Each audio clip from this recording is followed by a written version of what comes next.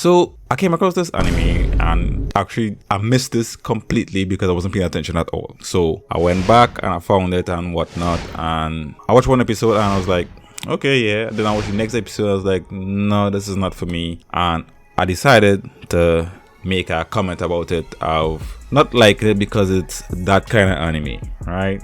And the first thing I get called was obviously homophobic because I don't like animes where a lesbian or whatever, a person gaslighting another person to fall into the sexual line that they are in forcefully, even though they are not originally in that. And I think that is very disgusting because I don't think it's a very nice thing to do to someone that is already confused, and you're making it more confused on them, and you're forcing them into the life that you want them to do instead of they coming upon a decision for their own self. So why do I not like this? Because of two reasons. It reminds me of the anime Netsuzo Trap and an incident that happened in real life with a friend.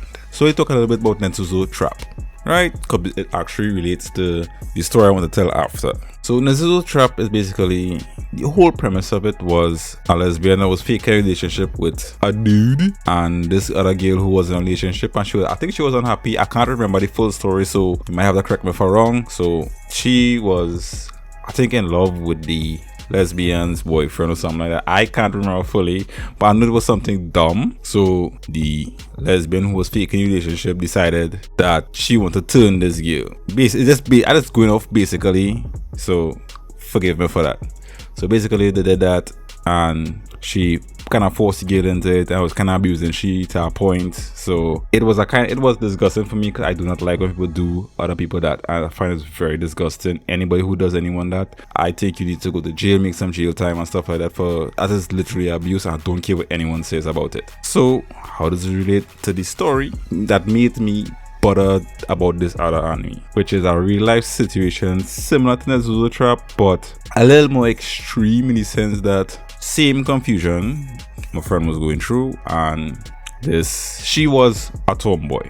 That is one thing I had to get through. She was a tomboy, but she basically knew where she was standing, but they like to confuse people with this gender theory bullshit.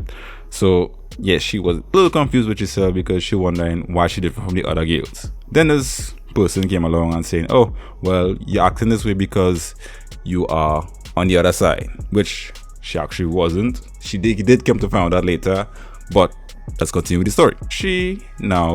The person on the other side was saying, yo, you're like acting that because XYZ, and come with me. All right, okay. Still confused. The girl was still confused and went along with this person's stuff, and it led to physical and mental abuse. Like, I don't want to dox this person, but they were absolutely beaten and tattered.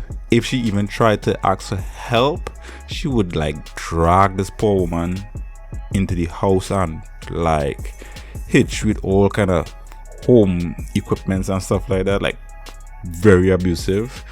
And I'm not saying it is these people on the other side that does that. Is anybody who tries to teach anybody is disgusting, right? No matter where you stand, I think anybody who tries to change anybody to switch the switch, think you are disgusting. So now, after all this, it ended up reaching a little further, and the authorities gonna get involved because she had like black eyes and stuff like that, and she pulled them out of it.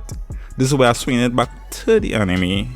Here, I know it had a slightly different premise, but it reminds me of the situation, so that's why I would not constantly remind myself that this happened, and it was kind of hurtful to me as well as a person, because they didn't want to say anything, because every time they say something or try to get help, the abuse would escalate and go even further and stuff like that. So she was lucky to be alive, and she ended up getting out of the relationship after authorities got involved. So now, basically, the anime was just same thing. She was actually in love with the person she was with or supposed to be betrothed to. She was actually wanted it, and he was always thinking that she was using it for political gain, which she had actual feelings for him or whatever. And then this isekai person, so far I don't know what if there was whatever in the next life, but is whatever, and just kind of was trying to turn she on the other side, stuff like that. So I personally didn't like it, and to be called homophobic because of that is very weird, and I actually appreciate this person for calling me that. Get to make a little content out of it. So again, I just like to rush over everything. I am not against the anime. Anime could be good, I really don't care, but I just wouldn't watch something that literally reminded me of a terrible experience. Okay, that's literally it. I just don't want to be reminded of that because it's dead and gone, yes, but to be reminded of that throughout a show, I really don't want that. So it's just I felt uncomfortable watching this thing. So yeah, anybody who tried to change anybody, you are disgusting. End of story. So yeah, bring this to the end of the video. If you like this kind of video, make sure to leave a like, a comment, and subscribe button. You know, help me out with the algorithm a little bit, and I'll go pump out some more videos. So see you in the next video, and peace.